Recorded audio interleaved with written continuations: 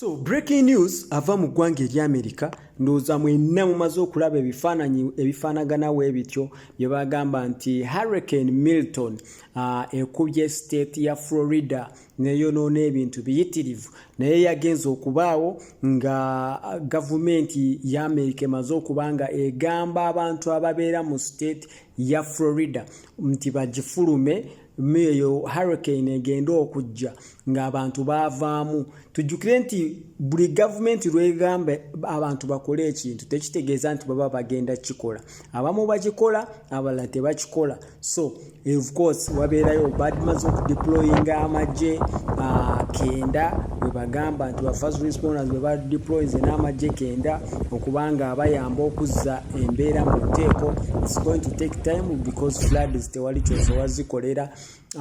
Tujjukire nti mu nnaku ezaakavaako tubadde twakalaba ate Hurricane Helene ng'ekubye North Carolina, South Carolina, Tennessee ng'erina state za Amerika ozeeyodde nayo mu South awo. Naye kati eno ate yebaddeyo yakamala nga ne gavumenti yaabwe yakamala okulangira balinga yo weetalina ssente endala za kubongera oba yeetalina buyambi bulala bwesobola bbawa ate raba ate eno wezze.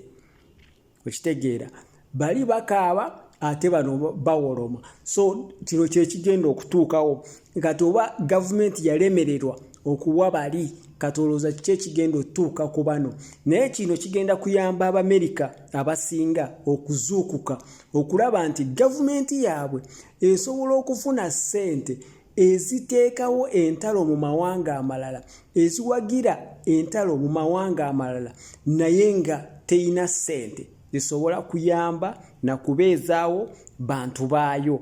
Tujjukire nti mu nsi zonna nga wolaba ensi yammwe eyo Uganda nti mulimu abantu balinga ne w'omugamba nti NRM gavumenti mu butuufu eremereddwa, mu butuufu amakubo mabi, mu butuufu education system mbi, mu butuufu kino na kiri biganye corruption asusse.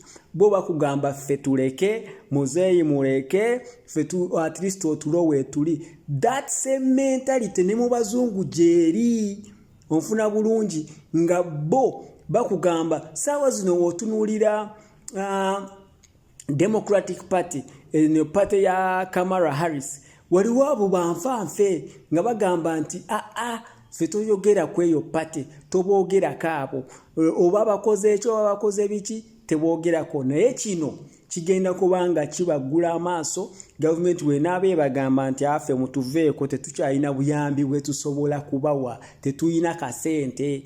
Onfuna bulungi nga balabadde balaba biliyoni nga buli Zelensky lwalinnya buli Israel lweyagala biliyoni nga zibaawo naye ng'ate ezaabwe teziriiwo. So kigenda kubaggula amaaso. Tujjukire nti eno campaign gwe oba ogitunuulidde tujjukire nti Kamala Harris Vice President wa Biden mu administration naye ye waaba akola campaign ze yeefuula nti she is not part of the administration nga ayagala okulaga Abamerika nti ye agenda kubakolera ebirungi ebyamulema okukola ng'alina obuyinza luli. Toyinza kugamba bantu nti agenda bikola. Kye kimu ekibeera e Uganda omusajja n'abakalakata omwaka oguwo n'abakalakata ekisanja ekisooka ne bimulema n'akomawo n'ekyokubiri n'abafera nabyo ne bimulema n'akomawo ekyokusatu naye n'abafera nabyo ne bigaana. It is the same nonsense abeera mu Africa ye same nonsense n'abazungu gwe babeeramu eyo katembo oyo gwe babeeramu. So saawa zino wowe weetegereza campaign strategy ye waaba campaign agamba tugenda kukola bulungi tugenda kukola ki n'ogamba naye gwe si gwe vice president ali mu administration eri si tobadde mu myaka giwera nti wali osobola otereza ate kati oyagala tugamba nti otereza kati Abamerika abamu ebyo munnaye nabo tebabiraba.